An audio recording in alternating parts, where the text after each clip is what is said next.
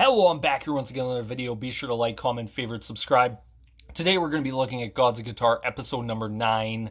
Today we're going to be looking at Criss Oliva of Savatage.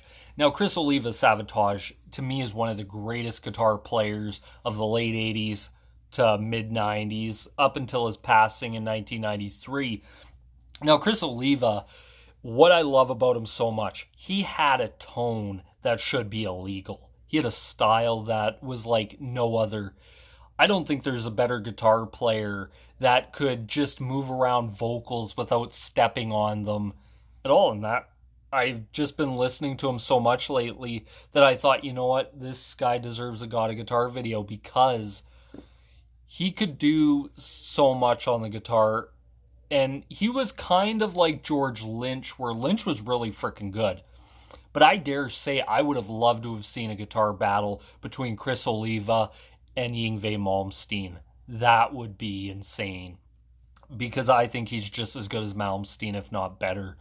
Now, very much for Savatage, who started off really as a speed power metal band, moved into prog. Now, usually when that happens, there's usually a lineup shift.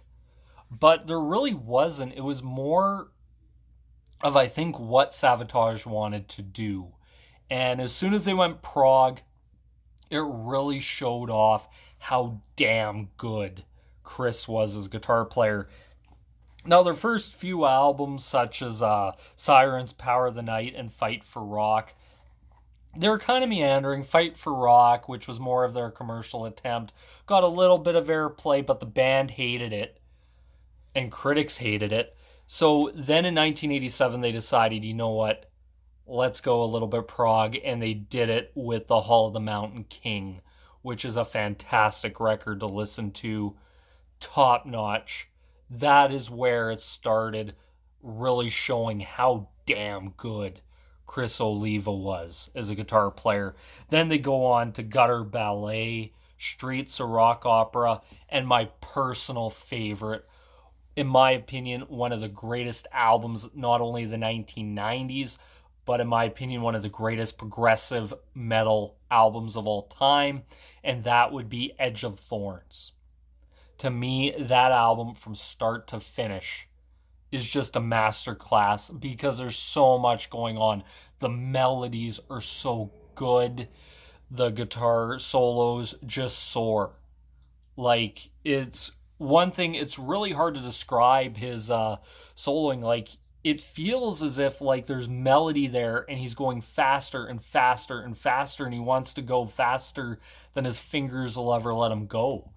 And it's something that is quite easy to listen to on the album. It's fantastic to listen to. This guy's just trying to push himself to really be the best guitar player out there, and I think he accomplished it. Like I've said, you listen to him on Edge of Thorns and listen to him work around the vocals of Zachary Stevens. It's amazing to listen to that. It's not like he's stepping on the vocals. Like, the vocals come in, his guitar's good, his tone is fantastic.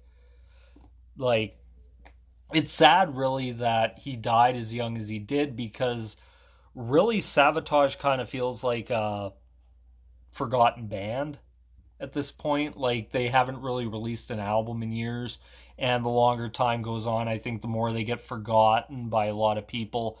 But in the musical shit that was the 1990s, Savatage was one of the better metal bands, and they were progressive, and in my opinion, one of the best progressive metal bands of that really all time. Like, if you're thinking prog and all that, you hear a lot of people mention Tool, Dream Theater, but what set Savatage apart was not only the guitar, the rhythms, but also the vocals were really freaking good. And they had two really good vocalists in John Oliva and Zachary Stevens, as I said. Both fantastic singers. But anyway, that's my thoughts and opinions. God of Guitar. I have to say, if you haven't heard any of those albums from Hall of the Mountain King to Edge of Thorns, even the post Criss Oliva years of, I want to say, that album afterwards. Can't remember the name of it, but that album until I want to say Dead Winter Dead was actually some really damn good stuff. But anyway, that's my thoughts and opinions here. Be sure to like, comment, favorite, subscribe. Tell me what's your favorite song by Savatage, and especially John Oliva. One of my favorites of his is the title track, Edge of Thorns. Fantastic stuff. But anyway, this is me here signing out. Peace.